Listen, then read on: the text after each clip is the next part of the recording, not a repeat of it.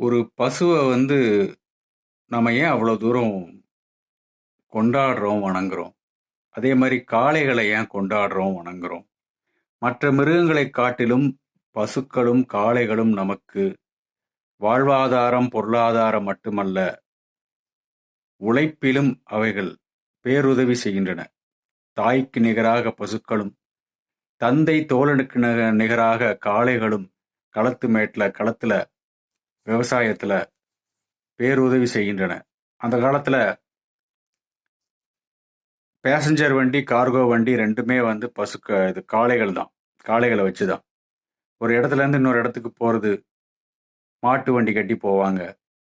Load இழுக்கிறதுக்கு மாட்டு வண்டியில தான் இழுப்பாங்க. ஸோ, காளைகள் பேருதவி செய்தன. பசுக்கள் பேருதவி செய்தன. அப்படிப்பட்ட பசுக்களையும், காளைகளையும் நாம சிறப்பித்து கொண்டாடுறதுக்கு தான் மாட்டுப் பொங்கல்னு ஒண்ணு வச்சு கொண்டாடுறோம். அந்த பசுக்களும், காளைகளும் உடல் நலிவுற்றால், தயவு செய்து அத விக்காதீங்க. ஏன்னா, அத வாங்கிட்டு போறவங்க அத கொல்லத்தான் செய்றாங்க. வியாபாரிக்கு கசாப்பு கடையில வித்துடுறாங்க. அவங்க அத சேல்ஸ் பண்ணிடுறாங்க. அது அவங்களுடைய வாழ்வாதாரம். அத நம்ம ஒண்ணும் செய்ய முடியாது. சொல்ல முடியாது. நாம நம்ம எப்படி தாய் தந்தையரை கடைசி வரைக்கும் பாதுகாப்போமோ, அதே மாரி காளைகளையும், பசுக்களையும் பாதுகாக்கிறது நம்மளுடைய அறம். பசுக்களையும், காளைகளையும் எப்படி கொல்றாங்க அப்படிங்கிற வீடியோவ நீங்க பார்த்தீங்கன்னா தெரியும். சோசியல் மீடியால நெறைய வீடியோஸ் இருக்கு. அத சென்சாருக்காக அத போட மாட்டேங்கிறாங்க. போட்டாலும் 2 நாள்ல டெலீட் ஆயிருது. கம்யூனிட்டி ஸ்டாண்டர்டு அத ஃபாலோ பண்றோம்.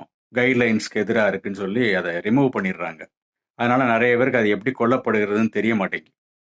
நெத்தி போட்டுல அடிக்கிறாங்க. அதுக்கு உடம்பு முடியலன்னு தானே விக்கிறோம். அத வித்தவங்க, வாங்குனவங்க என்ன பண்றாங்கன்னா, நெத்தி போட்டுல அடிக்கிறாங்க. எல்லாரும் சொல்லல.